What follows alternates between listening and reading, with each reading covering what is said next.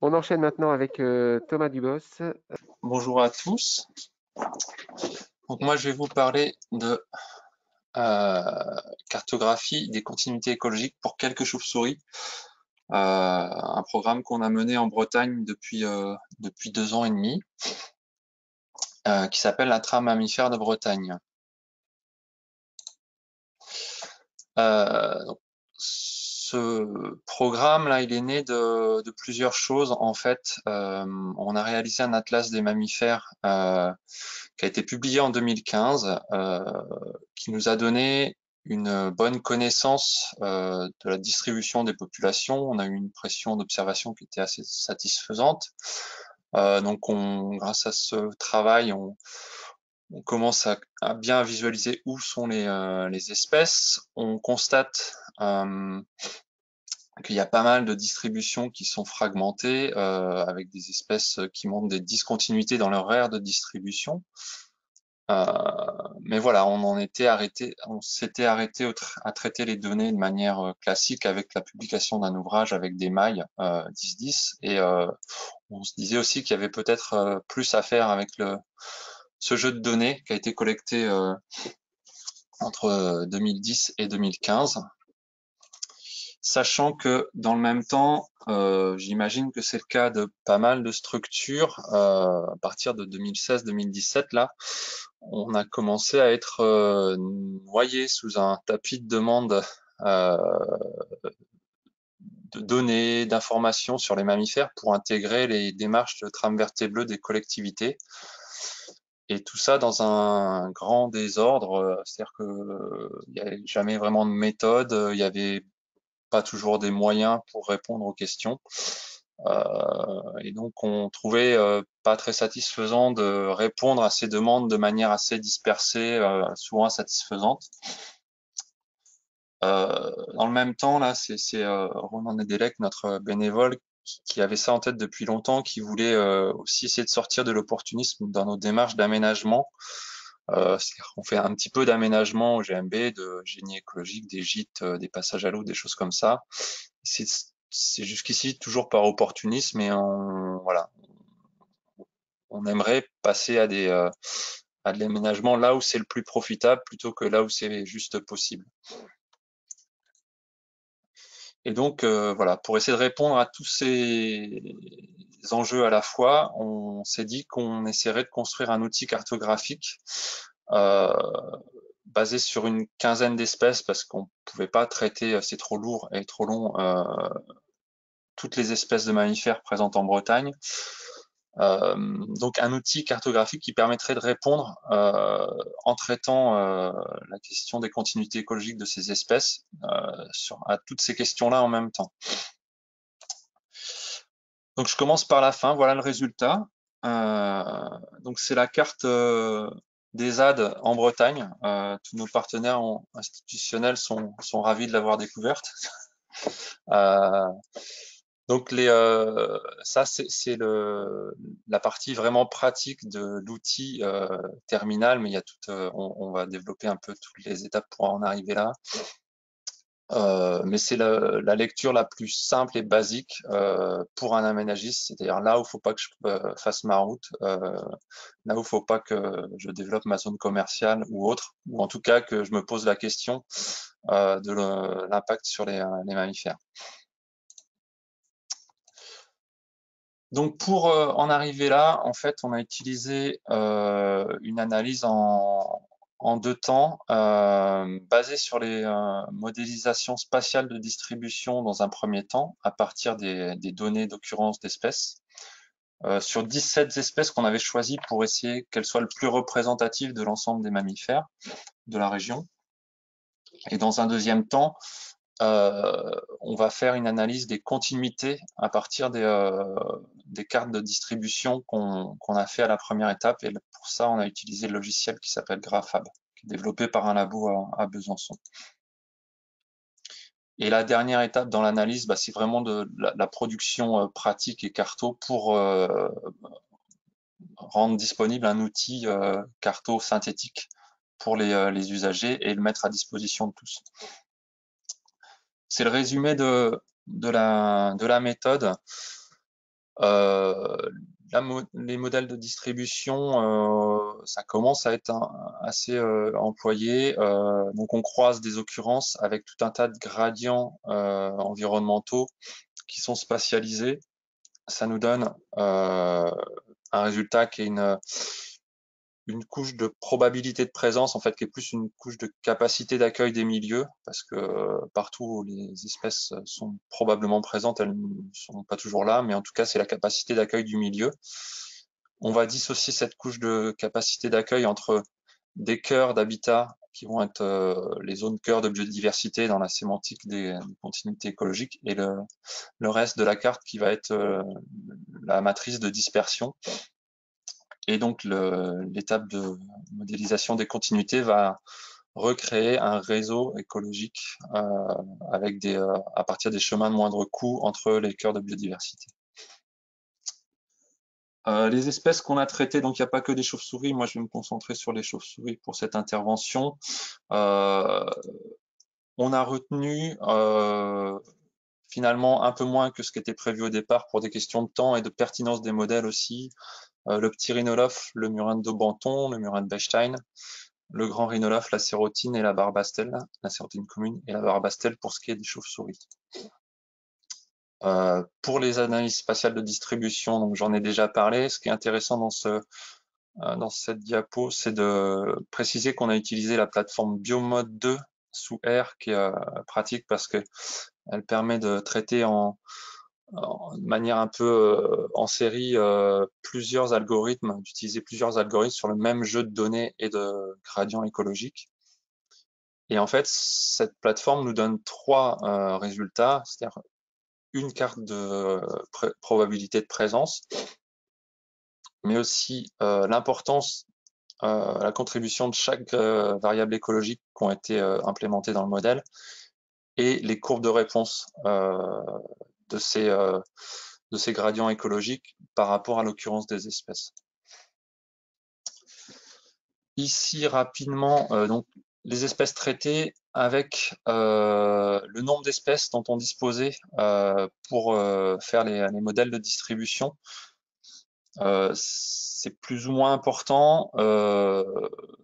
Pour le murin de Bechstein, par exemple, ça commençait à être limite. C'est-à-dire que pour avoir des choses un peu robustes, 200 données d'occurrence, fallait pas descendre en dessous à une échelle régionale, je parle. Et puis quelques précisions, c'est-à-dire on a parfois sous-échantillonné parce qu'il y a des données qui sont structurées avec des gros agrégats de données d'occurrence liées à des études dans des espaces naturels sensibles, des choses comme ça. Donc on a sous-échantillonné pour lisser un peu les agrégats. Et quelquefois, on a pu bénéficier de données d'absence qui sont vraiment intéressantes dans ces modèles de distribution. Ça apporte beaucoup de robustesse.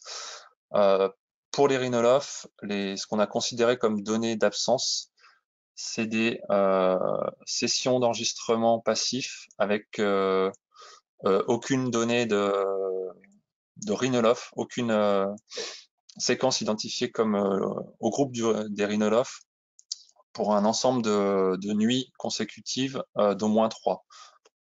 Donc ça ne nous faisait pas énormément de nuits, mais voilà, on avait une centaine de données d'absence pour chaque rhinolophe. Côté variable environnementale, on a utilisé plein de choses, de la géographie, du relief, microtopographie, pas mal de données de climat à partir de la base de données bioclim, des données d'occupation du sol, de milieux semi-naturels, évidemment, artificialisation et urbanisation, donc concentration de bâtiments, concentration de zones imperméabilisées, pollution lumineuse, des choses comme ça. Des variables à l'échelle du paysage, des variables de l'histoire aussi du secteur, c'était les forêts identifiées sur la carte de Cassini, des variables d'hydrographie. On a utilisé aussi les densités de cavités souterraines qui étaient importantes, qu'on soupçonnait d'être importantes dans la distribution des rhinolophes notamment, et même des interactions interspécifiques, c'est-à-dire que on a testé l'effet de la présence du grand rhinolophe sur le petit rhinolophe, parce que chez nous, il se distribue de manière un peu comme en négatif. Donc au total, alors là, tout mammifère confondu, ça nous a, pendant 2 ans, ça nous a amené à faire 525 modèles. C'est des choses itératives, c'est-à-dire qu'on essaye, et puis avec une combinaison de variables, et puis on essaye avec une autre combinaison de variables, on compare la performance, ce que ça donne en carto, etc. Et donc on accumule beaucoup de modèles pour en retenir que les plus pertinents, les plus performants et pertinents après vérification sur le terrain aussi pour chaque espèce. Je vais vous présenter les résultats un peu en détail pour le murin de Bechstein et on passera plus rapidement sur les autres. Donc ça, c'est la première info donnée par le modèle de distribution. Bon là, on va à nouveau enfoncer des portes ouvertes un peu. Mais voilà, l'objet, c'était pas de faire de l'écologie du murin de Bechstein. C'était vraiment, on est dans une logique de construction d'un outil qui fournit une information uniforme et globale en tout point du territoire à l'échelle régionale. Donc, pour le Bechstein, donc évidemment, c'est la densité de boisement, ce qu'on appelle riche, c'est-à-dire euh, feuillu ou mixte, qui ne soient pas des plantations et des monocultures. La densité de culture à une échelle un peu plus large. On a pris différentes échelles pour toutes ces variables. Et puis un petit peu de données autres que l'occupation du sol, c'est-à-dire le climat. Là, c'était l'amplitude moyenne qui intervient, la pente. Et puis le reste dans des proportions un peu moins importantes. Les courbes de réponse, là, classées dans l'ordre d'importance, justement. Donc on voit bien que pour les peuplements intéressants, les peuplements forestiers intéressants, bah, plus il y en a, plus la probabilité de présence du Bechstein augmente. Et à l'inverse, dans un rayon de 2 km, dès qu'on atteint 20% de recouvrement de culture, on perd quasiment le murin de Bechstein. Voilà le type de courbe de réponse que ça donne. Pour les pentes, chez nous, c'est assez structurant. Du point de vue agricole ou sylvicole, c'est-à-dire que c'est dans les pentes que les milieux sont les moins touchés par la pression de production, que ce soit sylvicole ou agricole, et donc c'est les milieux qui sont un peu plus naturels. Et du coup, le dernier résultat, c'est la carte de probabilité de présence. Alors sur le murin de Bechstein, ça fait quelque chose qui est très centré sur des gros massifs en fait forestiers. Ou alors un peu plus dispersé, sachant que chez nous, il y a la forêt, elle peut être aussi le long des coteaux boisés dans les vallées comme ici. Et ça, c'est juste une diapo pour vous montrer la précision spatiale que ça rend. Donc, on a tout traité à une résolution de 10 mètres. Donc, ça permet à l'échelle de la forêt de Pimpon d'avoir quelque chose qui est assez précis, toujours dans la logique d'avoir des cartes qui soient applicables dans des logiques d'urbanisme ou autres. Deuxième étape, du coup, la modélisation des continuités à partir de nos données de présence modélisées. On extrait les cœurs d'habitat et puis le logiciel Graphab va nous déterminer les chemins de moindre coût qui rejoignent tous les cœurs d'habitat identifiés. Ces cœurs d'habitat et ces chemins de moindre coût, on peut faire tout un tas de calculs pour leur affecter des métriques. Ici, c'est par exemple la métrique de flux qui nous dit si les zones d'habitat jouent le rôle plutôt de puits ou de source, c'est-à-dire si les dispersions depuis ces zones sont importantes ou pas. Et on voit par exemple que pour la forêt de Pimpon, qui était un des plus gros cœurs d'habitat, en fait, elle est plutôt pas très intéressante en termes de dispersion, tout simplement parce que il y a assez peu de cœurs d'habitat et de chemins de moindre coût dans la limite de dispersion de l'espèce qui en partent, parce que c'est tout pété, enfin le paysage autour est très agricole, très intensif. Et la chose plus intéressante que les chemins de moindre coût, parce que les murins de Bechstein, en vrai, ils se suivent pas à la queue leu en suivant les traits qu'on a mis sur la carte.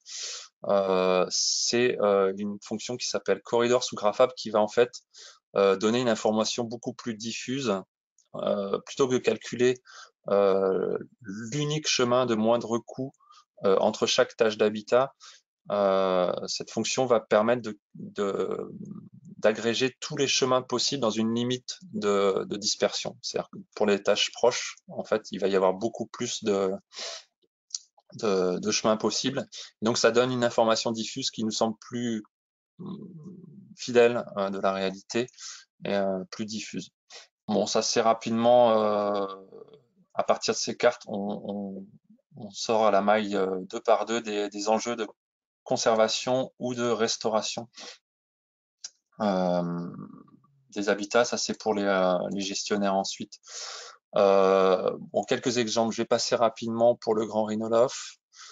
Avec les courbes de réponse, mais tout ça sera dans le papier, je traîne pas. Juste un petit mot sur le petit rhinolophe. Ce qui est important de signaler, c'est que chez le petit rhinolophe, ce qui nous a montré, et d'autres espèces de chauves-souris, mais aussi je pense au muscardin, c'est qu'en fait, le modèle nous montre, enfin la modélisation nous montre que dans le cas du petit rhinolophe, pour 85%, ce qui explique la distribution du petit rhinolophe en Bretagne, c'est des informations, des variables environnementales qui sont pas liées au sol. C'est pas ce qu'on a sous les yeux quand on est en pompe de rando ou en botte sur le terrain. C'est du climat, c'est de la géographie avec la longitude qui intervient, euh, c'est de la topographie avec les pentes, etc. Et ça, c'est important parce qu'on voit fleurir pas mal de modélisations de continuité qui sont basées uniquement sur l'occupation du sol. Là, pour le coup, si on modélisait les continuités écologiques du petit rhinolophe juste à partir de l'occupation du sol, on perdrait potentiellement 85% de l'explication de sa présence. Et donc, c'est intéressant d'avoir une démarche en 2 temps avec l'appréciation de toutes les autres variables que l'occupation du sol pour expliquer les présences. Bon, je passe rapidement à nouveau. Je vous dis, ces résultats de toute façon sont disponibles sur le site du GMB et puis ils seront publiés. C'est des choses qui sont assez classiques pour ces espèces. La sérotine, cette carte-là, ce qu'elle nous montre, c'est qu'en fait, il se dégage, et puis c'était le cas d'autres mammifères, il se dégage une espèce de colonne vertébrale, des enjeux de conservation et des continuités de pas mal d'espèces, dont la sérotine. Je fais passer ma souris là, euh, du réseau écologique en fait régional, et en fait, cette colonne vertébrale, c'est un seul et unique propriétaire et gestionnaire qui sont les voies navigables de Bretagne. Et donc, quand on a vu ça, on les a contactés parce que tout simplement, en travaillant avec eux, on a un levier d'action sur les continuités de pas mal d'espèces. Et du coup, on a engagé concrètement maintenant un programme avec les voies navigables pour aménager les maisons éclusières, pour gérer toutes les questions de boisement, parce qu'ils ont tous les boisements d'alignement et connexes en gestion, gérer les passages à faune aussi au niveau des franchissements, des choses comme ça. Donc ça, c'est pour la partie concrétisation ensuite. Et puis l'autre partie de concrétisation, bah, c'est de diffuser et de rendre disponible cet outil pour les urbanistes, les techniciens des collectivités. Donc ça, c'est fait et puis on y travaille, c'est-à-dire au-delà d'avoir rendu l'outil disponible avec notice, les couches SIG partagées sur tout un tas de sites et autres, on va avoir tout un tas d'actions de formation, d'ateliers, etc. pour les techniciens maintenant. Voilà, tous les partenaires qui ont été associés à ce travail. Et je tiens à signaler surtout que tout ça, ça a été permis au départ par un travail avec Marie Leroux qui va intervenir tout à l'heure qui nous a initié au modèle de distribution spatiale et qui nous a mis sur cette voie-là. Ok, super, Ah, yeah. merci Thomas. Donc, tu as en fait répondu à une partie des questions en cours de ton intervention. Juste deux petites questions. La variable climat a été utilisée, comment a-t-elle été utilisée? Si tu peux répondre rapidement. Alors, les variables climatiques, on en a utilisé 7, je crois, sur l'amplitude thermique, sur la température du trimestre le plus froid, par exemple, pour le grand Yanolov, qui marchait bien. Il reste dans les zones où il fait doux l'hiver parce qu'il peut déjà se réveiller et se réalimenter. et il peut rester dans les greniers aussi dans ces zones-là. Donc en fait, c'est des variables qui sont disponibles sur le monde entier, assez grossières, mais du coup on les a juste rééchantillonnées à notre échelle qui était à 10 mètres.